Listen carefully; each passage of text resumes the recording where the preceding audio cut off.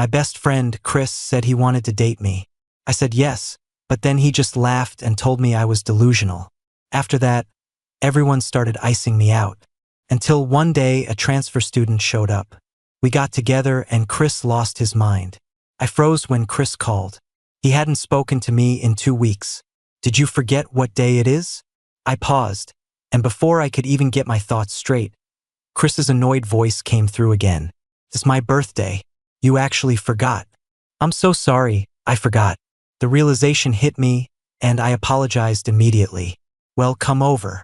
We're at the Goldfish Lounge, room 7. After that, Chris hung up. I rushed over to the karaoke bar he mentioned. The moment I pushed open the door, I heard a familiar voice. But Leo's your boyfriend. This isn't right. I stood frozen in the doorway, watching as Chris held Jenna tightly in his arms. They were so close, anyone who didn't know better would think they were the couple. I was just messing with him. If he didn't look a bit like you, I wouldn't have even bothered.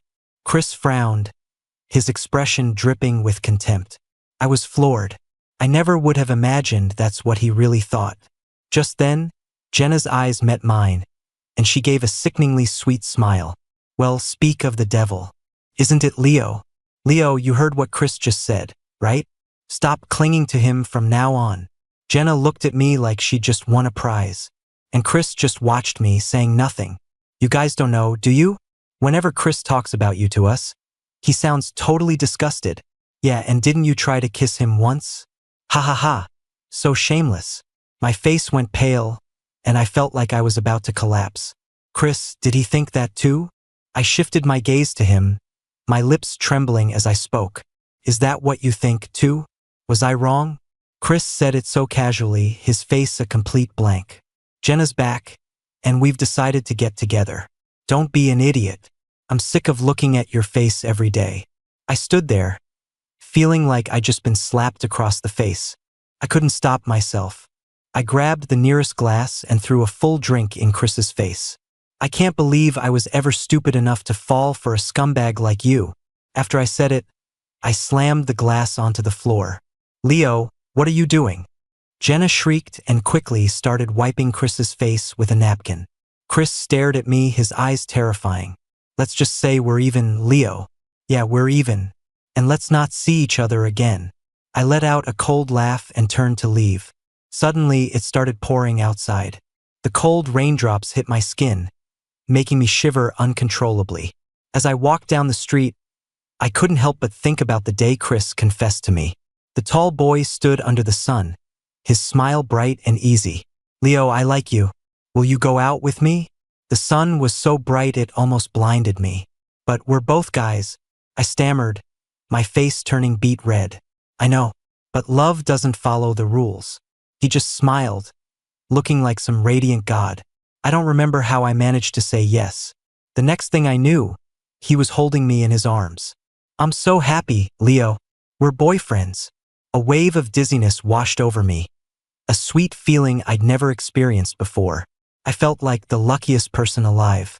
For 20 years, being into guys had felt like a giant weight on my chest. But that day, the weight vanished. The days I spent with Chris felt like they were soaked in honey. He was the perfect boyfriend, thoughtful, attentive, and patient with all my little moods. Every day with him was pure happiness. But the sweetness of the past only made the present that much more painful. Soaking wet, I walked through the front door of my family's house only to be met with sneers and ridicule. This family had always treated me like an outsider. Piled on top of the pain Chris had just inflicted, I felt utterly exhausted. The next day, I decided to move into the dorms to get away from everyone I didn't want to see. But some coincidences are impossible to avoid. Even just picking up takeout for lunch, I managed to run into Chris and his friends. I was waiting at the counter for my food when Chris came out of a private dining room and we nearly collided. The question in his tone was obvious. None of your business, I said flatly. Jenna followed him out, an odd look on her face. Are you stalking us because you just can't let go? She asked sarcastically. Clearly, Chris thought the same thing. The way he frowned at me was filled with repulsion. I said coolly, this is the dining hall. It's a public space. Then I turned to leave, letting them know this was just a coincidence. "Sir, your fried rice is ready." I nodded my thanks and walked away without giving them another look. But Chris kept staring at me, his gaze getting more intense. I picked up my pace, but he still caught up and called my name. He blocked my path, clearly grasping for something to say. "Aren't you allergic to seafood?" I gave a rare, bitter laugh. "Jenna's the one with the seafood allergy." Chris pressed his lips together, speechless. But when I tried to leave again, he grabbed my arm. He looked at me, struggling to get the words out. Isn't there anything you want to ask me? Why did you humiliate me in front of everyone on your birthday?" I asked. I continued, "If you wanted to break up, you could have just said so." Our eyes met. Chris's lips were sealed shut, as if the words were too difficult to say. A restless breeze blew by, but all I felt was a deep chill in my heart. Then I heard Chris say, "She hates you. You and your mom are the ones who destroyed her family." The words were like a dagger, piercing the last glimmer of light in my heart and plunging me into an abyss. After a long moment, my own voice came out, flat and dead. I asked in disbelief, "So, from the very beginning, you only got with me to help Jenna get revenge?" Chris didn't answer. He chose silence, and his silence was all the answer I needed. I gave a resigned nod. Of course, the normal state of things was that no one ever really liked me. I accepted the fact with a grim sense of finality, my heart filled with helplessness and disappointment. "I get it," I said, picking up my food and walking away. As I rounded the corner, I glanced back and saw Chris still standing there, staring in my direction. A sudden, inappropriate pang of pain hit me. It used to be me who always stood and waited for him. Now he was the one being left behind. On the night of the university's anniversary gala, I had no intention of joining the festivities, but my roommate begged and pleaded until I finally gave in. A lot of people were dressed to the nines, hoping to get a leg up in the dating pool. I, on the other hand, was just wearing a white button-down, standing quietly in a corner, completely out of place amid the glitz. Just then, I noticed a few guys and girls looking my way, some with scorn, others with a suggestive curiosity. It made me uncomfortable, and I was about to leave when Jenna blocked my path. She was holding a small plate with a few meatballs on it. "Leo, we haven't had a real chance to talk since I got back from abroad." She looked at me, but I just met her gaze, feeling like there was nothing to say. "I don't think that's necessary," I answered coldly. Jenna just smiled, brushed her hair back, and glanced to the side. Then, I saw red blotches suddenly appear on her face, an obvious allergic reaction to seafood. Before I could even react, she collapsed.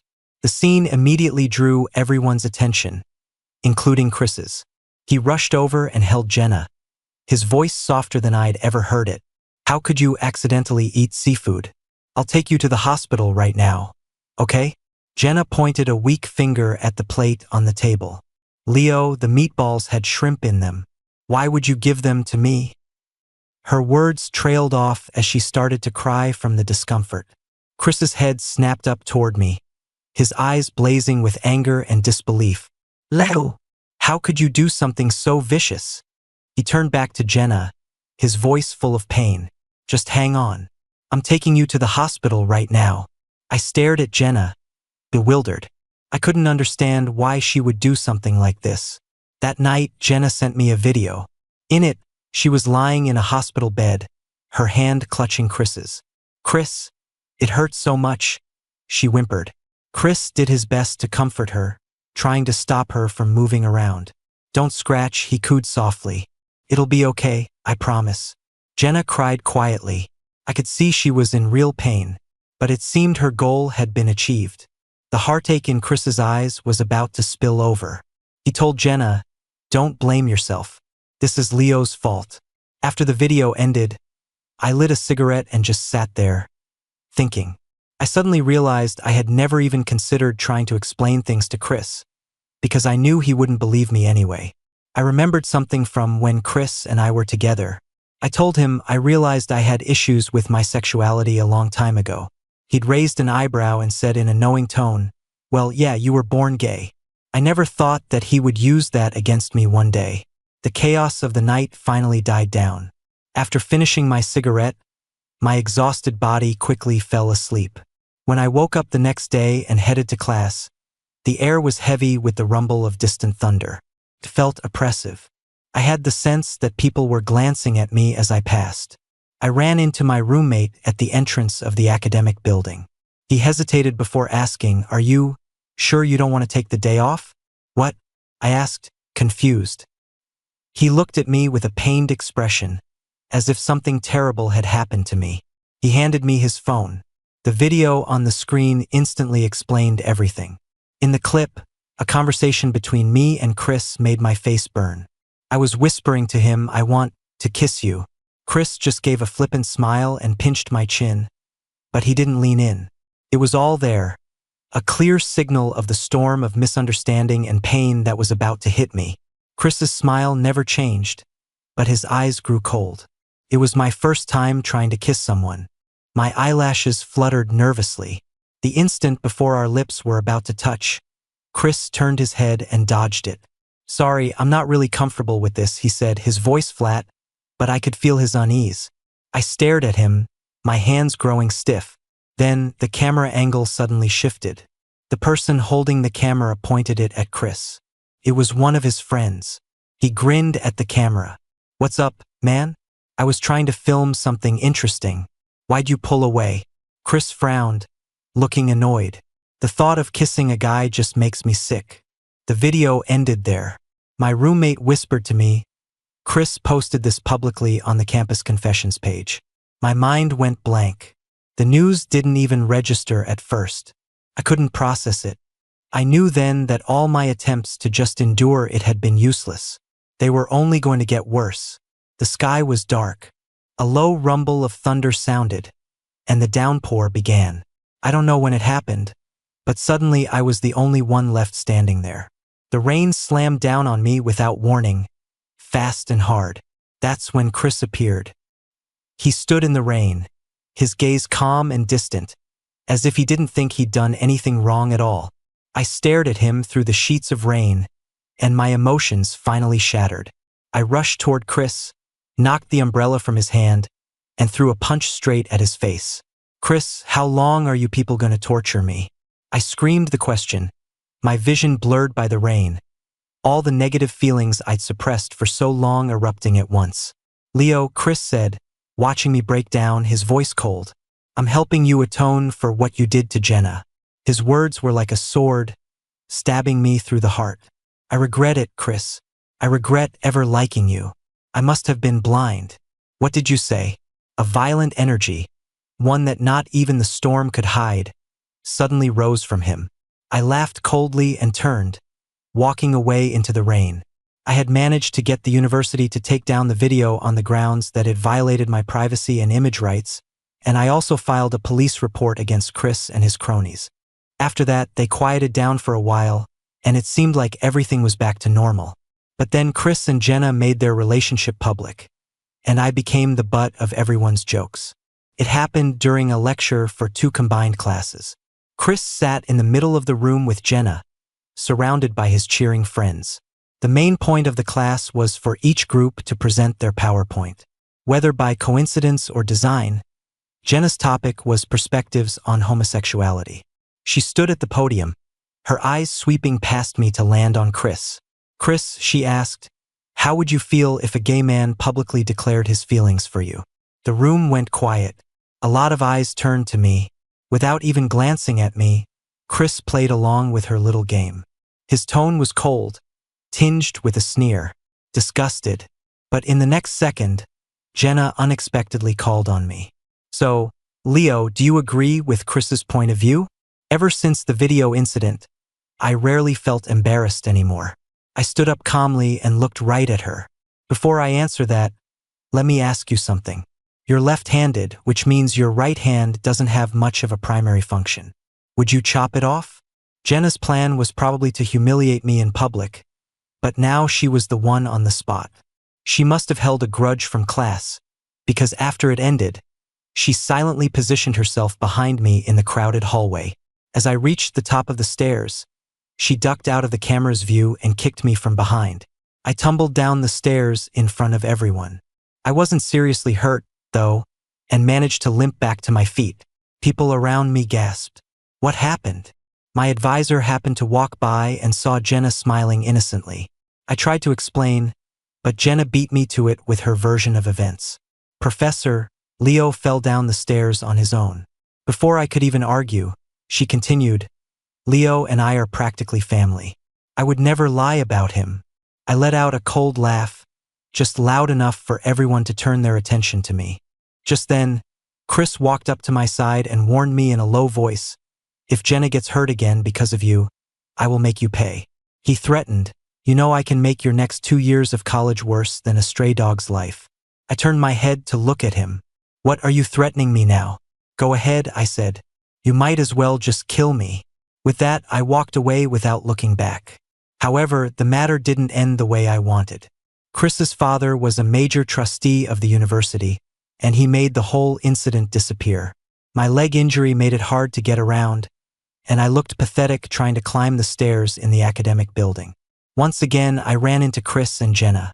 They looked down on me from the landing above like I was a clown.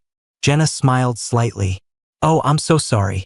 When my dad found out I accidentally pushed you, he gave me a talking to.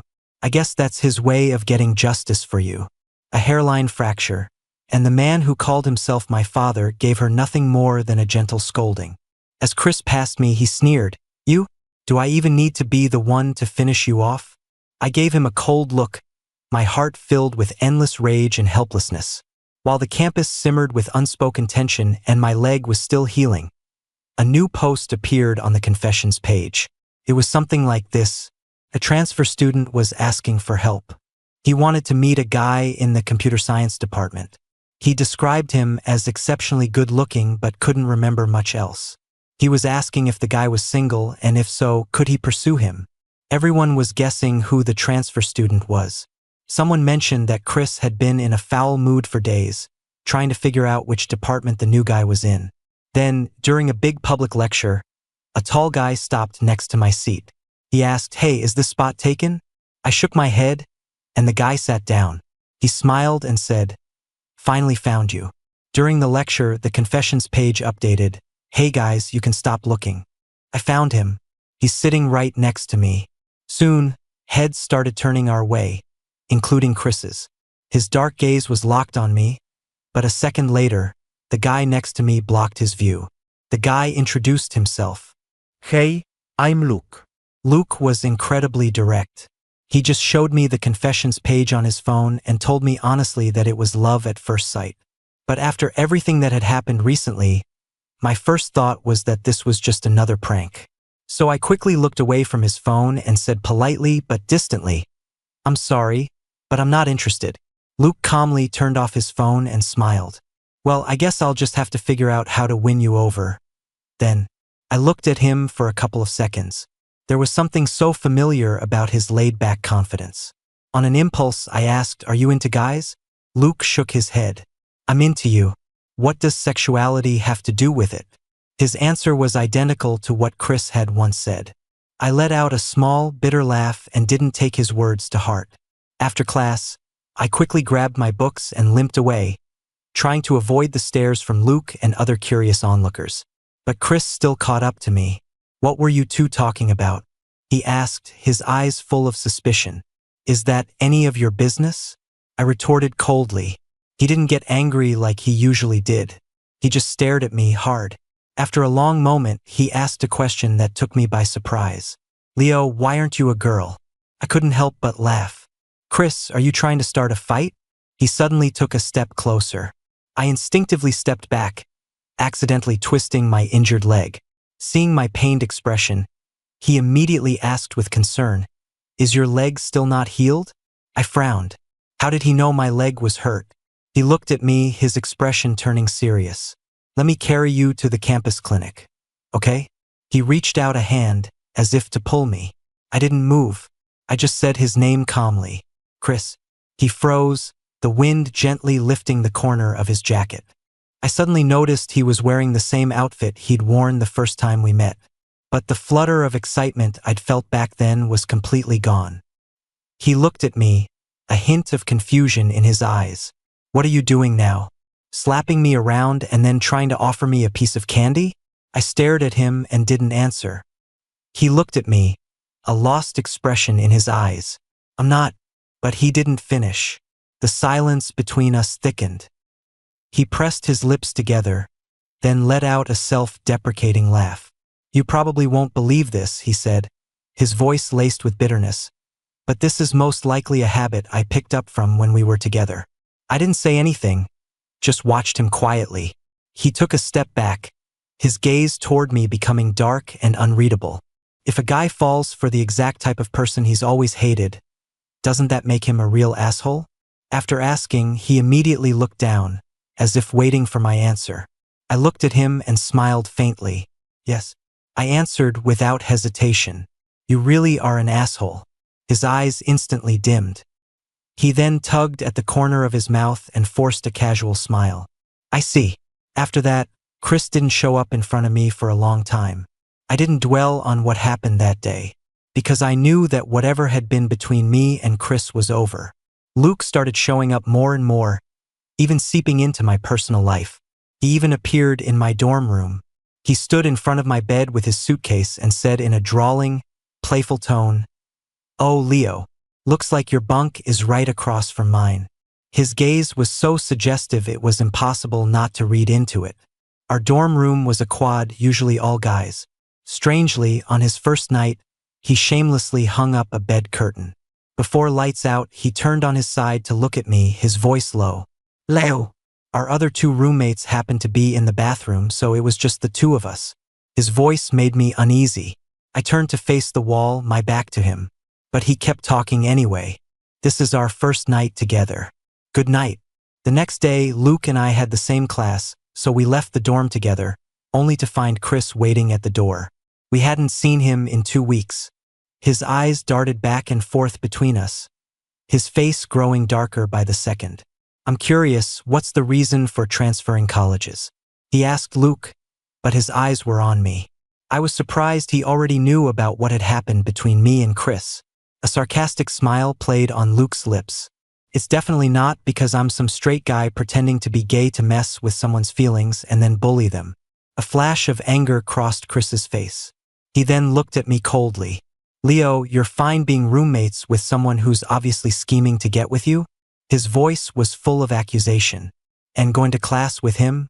I was holding a cigarette and rubbed my temples, my voice laced with impatience. Could you please drop the accusatory tone? I ignored his questions and turned to leave. Chris didn't say another word, silently stepping aside to let us pass. But just as I'd taken a couple of steps, his voice called out to me again. For the 2 weeks I was gone, I took Jenna on a trip abroad. We went racing. We did almost everything a couple could do. I kept telling myself that if I just had a normal relationship, if I just didn't see you, then those strange thoughts would go away. But the truth is, every single day I was away from this school, I was thinking about you. Beside me, Luke let out an annoyed sigh. Then I heard Chris build up to his conclusion. Leo, I don't know how to say this, but I've actually fallen for you. For you, I've become the very thing I used to hate, a gay man. Chris's confession was completely unexpected, but his condescending attitude hadn't changed one bit. It was as if falling for me was some huge concession on his part, as if I should be grateful. Chris walked closer, circling around to face me. His tone was almost cautious. I know I did a lot of things to hurt you, and you won't forgive me easily, so I'm going to try to win you back. Is that okay? I studied the expression on his face like I was analyzing a research paper. Compared to the first time, he did seem much more sincere. But I didn't believe him anymore. But, Chris, I looked up at him and asked, isn't it annoying to be pursued by the person you despise the most? Like Chris once was, or like I was now. Luke laughed out loud, as if mocking his naivete. Chris didn't have an answer, but that didn't mean he gave up. That night, when I got back to the dorm from the library, my roommate's spot next to mine was gone. Chris was there instead. Luke was furious. The tension between them made the room feel suffocating. It got so bad that our other roommate started avoiding the dorm just to get away from them. Most of the time, my roommate Chris and I managed to coexist peacefully, not bothering each other. However, one time when I was getting ready to shower, Chris started acting strange, like he wanted to say something but couldn't. He seemed agitated, his brow furrowed, as he blocked my way. "Leo, do you know about this communal shower? It's packed with people at this hour." I nodded, but he kept going. "Let me take you somewhere else to shower, okay?" I shook my head and took a step back. "Will you just stop? What do you want?" I asked, my patience wearing thin. Chris looked annoyed, but his eyes darted away guiltily. "It was one thing before," he continued, "but Leo, after that video got out, everyone knows you're gay." His words surprised me. I retorted, "There are no gay guys on this floor." Chris's face grew even paler. He seemed to want to apologize but didn't know how. "I didn't know they'd go that far." I cut him off. "Well, now you know. So can you stay away from me?" I tried to keep my voice steady, because right now, seeing a clingy gay guy like you just makes me sick. Chris's eyes reddened. He asked in a low voice, "Is it true that no matter what I do to make it up to you, you'll never forgive me?" I found the whole thing absurd. "Chris, if you were me, would you forgive someone like you?" He lowered his head and didn't answer. The next day, I went to the library first thing in the morning. When I returned to the dorm, I found that Chris was gone. My old roommate was back in his spot. It was disorienting, as if Chris had never been there at all. Jenna came looking for me once because of Chris. That night, she cornered me just as I was leaving the library. The library was about to close, and there were barely any people on the path. Her voice was filled with anger and disappointment. "Leo, you turned Chris gay. You must be so proud of yourself, right?" She continued, "He dumped me. Are you finally happy now that you get to see me become a joke?" I just looked at her, silent. I didn't want to waste my time talking to her. But when she saw I was about to ignore her and walk away, she completely lost it. She grabbed my sleeve and raised her hand to slap me. I quickly blocked it, twisted her arm, and shoved her against the wall. I didn't hold back, and her back hit the wall hard. I let out a soft sneer and walked slowly toward her. "Jenna, your mother really spoiled you rotten, didn't she?" "You're an idiot," I mocked. She looked at me warily. "What do you want?" I reached out and gently tucked a stray strand of her hair behind her ear. "It's so late," I said casually, "and this just happens to be a camera blind spot. It would be so easy for me to do whatever I want to you, right?" As I spoke, my fingertips slid down to her shoulder and began tracing small circles. "You don't like guys, do you?" I watched her, waiting for an answer. Her earlier arrogance was gone, replaced by a forced composure. She didn't dare move an inch. I smiled gently, my fingers stroking the side of her neck. "I'm gay, but that doesn't mean I can't still do something to you. Does it?" Jenna struggled fruitlessly, tears already welling in her eyes. I'm sorry, Leo. "Please don't do this. We're family, we're related by blood," she begged. The hand on her neck tightened slightly. "Don't ever come looking for me again," I said coldly. "Do you understand me, sister? Otherwise, you better make sure you're never, ever alone." I added more force to my words. The fear on her face was impossible to hide. She nodded frantically. I took a step back and let her go. I watched coolly as Jenna scrambled away. Just as I was about to leave myself, someone stepped out from the shadows nearby. "I never knew you had such a badass side." Luke wiggled his phone and grinned. "I couldn't get a hold of you, so I figured I'd try the library since it's so late." Luke's actions sent a ripple through me. This unexpected flutter of my heart wasn't the first time it had happened. Although I was a bit resistant, Luke didn't seem to mind. In fact, he seemed to enjoy it. I didn't quite understand some of Luke's habits, like how he always avoided the showers when I was in there, only to be standing right outside the door when I came out. Luke's explanation was that even though I said everyone on the floor was straight, he was still worried about some pervert trying to peek, so he felt better waiting outside until I was done. That night, the moon cast a soft, hazy glow, blanketing everything in a dreamlike mist. It felt like Luke and I were the only two people in the world. But Jenna's hatred for me wasn't something that could be erased with a few words. Although she hadn't shown her resentment publicly, I knew she hadn't let me off the hook that easily. When I was getting harassed by a group of big guys in the cafeteria, Jenna was nowhere in sight. Faced with this situation, I knew I needed to find a way to confront Jenna and resolve the problem between us. Even though I didn't know how yet, I had to try. I had to find an answer. Sorry, I said, just trying to de-escalate things. But the guy in front of me had no intention of letting me off that easy. You think a simple sorry is going to fix this? He asked. Right now, you have two choices. Either you go back to that counter and buy out everything they have, he continued, or you get on your knees and lick the floor clean. Then I'll accept your apology. How about it? This kind of vicious bullying reminded me of someone. I raised my eyes and scanned the faces of the guys in front of me. Did Jenna send you? I asked directly. They were clearly surprised I'd figured it out so quickly. I studied them carefully. They looked familiar. I racked my brain trying to place them while stalling for time.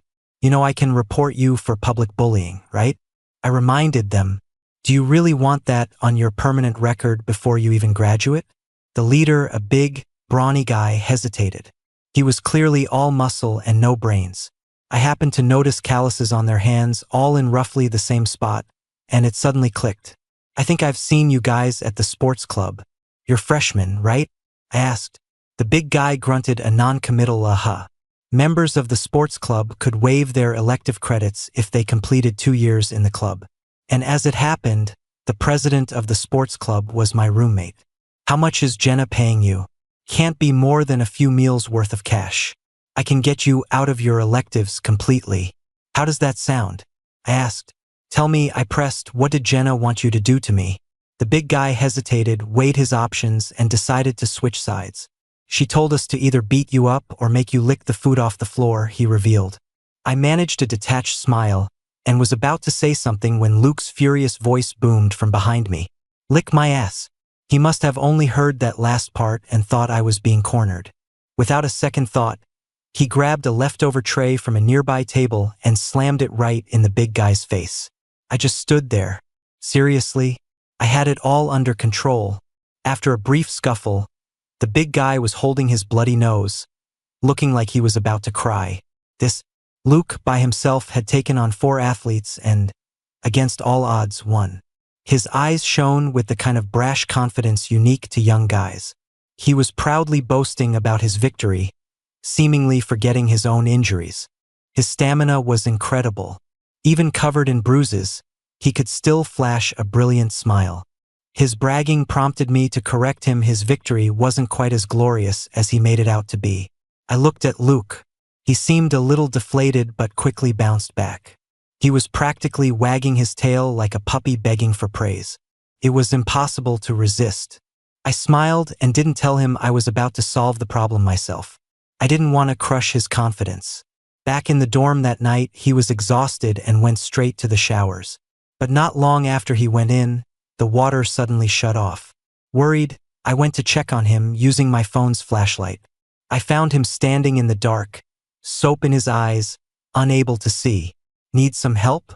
He hesitated when he heard my voice, then asked me to grab him a towel. I brought the towel in, the flashlight beam aimed right at his face. I looked at him, not turning away. He took the towel, and I was about to turn and leave when I slipped on the wet floor and fell, landing right in front of him. We stared at each other. The awkwardness was unbearable. I was speechless, and Luke didn't seem to have anything to say either.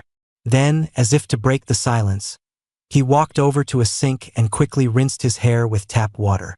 We walked back to the dorm in silence. On the way, Luke suddenly spoke up. So I look okay, right? I was a little surprised. He seemed almost insecure about his appearance. You're already way above the national average. He seemed to let out a breath of relief at my answer, then added in a small voice, I looked up the data and everything. I almost choked. Some things in my life had changed. Luke and I had grown closer without me even realizing it. But there was always this undefinable, ambiguous feeling between us, like a thin veil that could be torn away at any moment. I felt hesitant whenever I confronted these emotions. Everything changed the next time I saw Chris. He had publicly come out and was now dating a freshman. I don't know if it was my imagination, but I couldn't help but think the guy looked a little like me. And because of this, Jenna had become a laughingstock. I used the elective course credits as a bargaining chip and had the brawny guy from the cafeteria post a detailed account of Jenna's bullying on the confessions page. Her reputation was ruined, and the university even suspended her for a year. I heard her mother, who cares more about appearances than anything else, dragged her home and basically put her under house arrest for a long time. There were even rumors she was going to drop out. One evening, Luke and I were taking a walk after dinner and ended up near the small grove by campus. The sounds of a couple making out made us stop in our tracks. Luke rubbed the back of his neck and suggested, maybe we should walk somewhere else? I nodded, but just as I took a step, I heard a familiar voice. The person making out in the woods was Chris. Luke whipped his head around. Then, another guy's broken responses echoed from the darkness. I felt sick to my stomach. I was about to back away and wait for them to finish, but Luke had already stormed in. "Chris, you're disgusting," he yelled. Chris groaned as he hit the ground. Luke was on top of him, pinning him down and punching him. "Luke, let's go. He's gotten what he deserves." Getting ambushed like that, some things might not work right for the rest of his life. Luke's eyes were red, and he looked at me, whining. "You were supposed to like me. I forgot to get your number, and I forgot to ask your name before I left. And then you fell for someone else." By the end, he was on the verge of tears. Why was a guy who was almost 6'3" so sensitive? I reached up and cupped his face in my hands. I soothed him with a gentle voice. "It's okay, Luke. It's not too late for me to like you now, is it?" His eyes widened. "What did you say?" I could almost see a tail wagging behind him. I said, "Luke, do you want to be my boyfriend?" The tears in the guy's eyes vanished instantly. He nodded eagerly. His tail wagged nonstop. I took the initiative and held his hand. "Leo, I like you," he said, his voice suddenly serious. "Luke told me it really was love at first sight. The essence of love at first sight is superficial. But Luke showed me something. He showed me that love at first sight and a love that lasts forever can actually be the same thing.